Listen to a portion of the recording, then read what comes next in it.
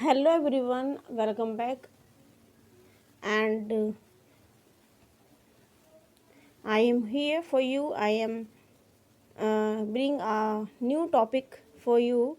We will learn about Akbar's time period, and uh, and here we will learn Akbar's autography.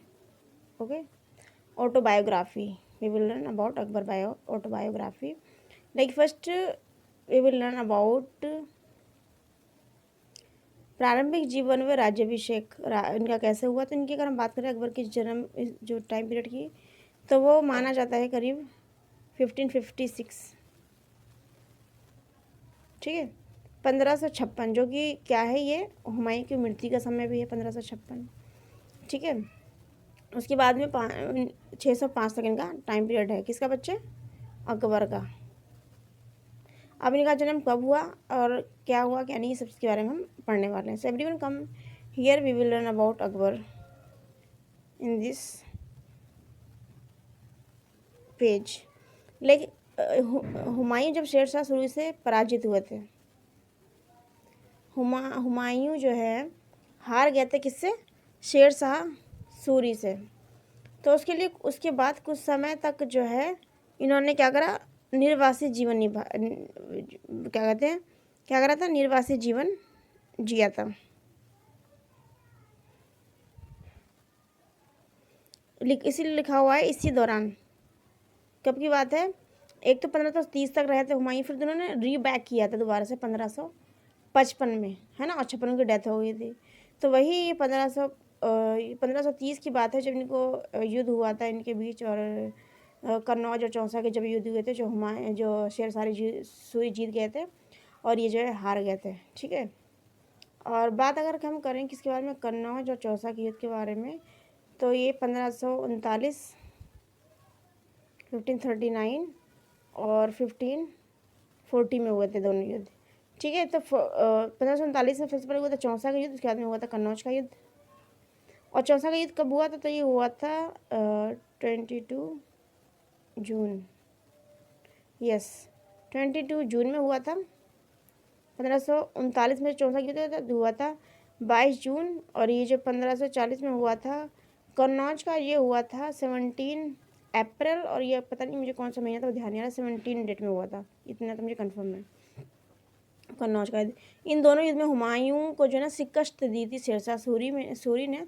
तो यही समय था 1540 का, जब जो है उनको क्या बोलते हैं, वैसा जीवन व्यतीत करना पड़ा, मतलब राजा होते हुए भी इनके पास कुछ नहीं बचा उस टाइम पर। ठीक है, फिर दोबारा से इन्होंने जो है 1541 में, 1540 हो गया, फिर इन्होंने 1541 में इन्होंने विवाह किया था। किसके साथ इन्होंने किया था?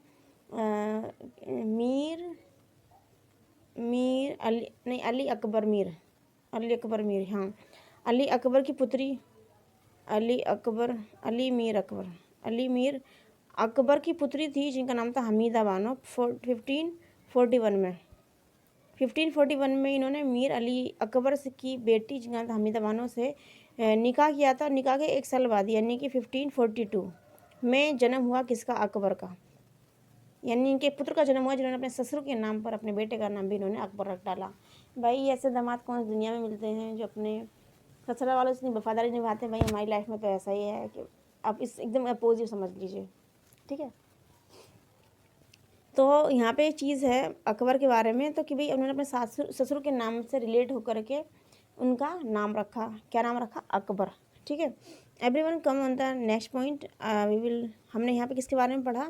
हमने पढ़ा यहाँ पर 1539 का चौसा युद्ध, जो कि हुआ था 22 जून को। 1540 जो कि हुआ था 17 में, बट आई डोंट, अप्रैल हुआ था शायद में भी, मुझे ध्यान नहीं है, या फिर मई, यस मई, 17 मई में हुआ था, यस 17 मई में।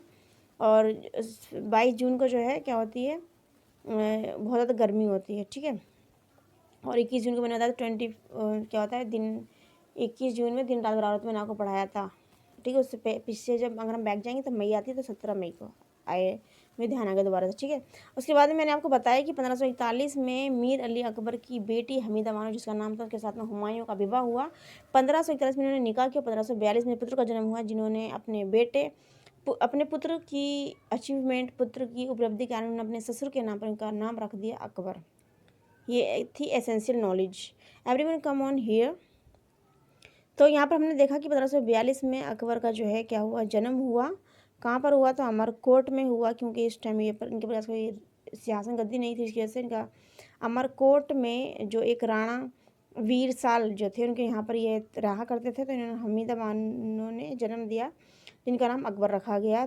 3 वर्ष की आयु में अकबर की भेंट जो है अपने पिता से दोबारा हुई, जब हुमायूं ने, मतलब ये अपने बेटे को वहाँ छोड़ करके अपनी बीवी को और जगह से लड़ाइयाँ लेके अपने, मतलब जो भी होती थी जगहों के लिए लड़ाइयाँ होती, तो उन्होंने हुमायूं ने कांधार और काबुल पे दोबारा से कब्जा कर लिया। यहीं पर उनका नाम, कहाँ पर उनका नाम, तो उनका नाम जो है काबुल और कांधार की जगह पर ही उनका नाम जलालुद्दीन मोहम्मद अकबर रखा। तो किसने रखा, हुमायूं ने रखा। अकबर को सर्वप्रथम औपचारिक रूप से गजनी का सूबेदार नियुक्त किया गया।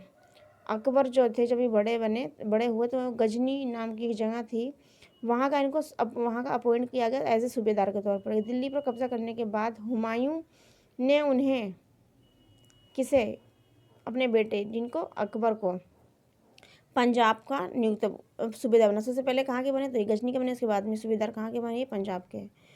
इन्होंने इनके सबसे ज़्यादा विश्वास पात्र व्यक्ति थे, जिनका नाम था बैरम खान, को अपॉइंट किया अपने बेटे के लिए एज क्या बोलेंगे हम उसको,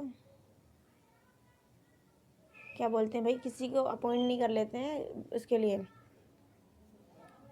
संरक्षक को क्या बोलते हैं, गाइडर बोलते हैं भाई, क्या बोलते हैं actually, this word doesn't come on my tongue. Bodyguard, yes, bodyguard, some people say that simply, bodyguard बना दिया बैरम खां को, किसका, अकबर का।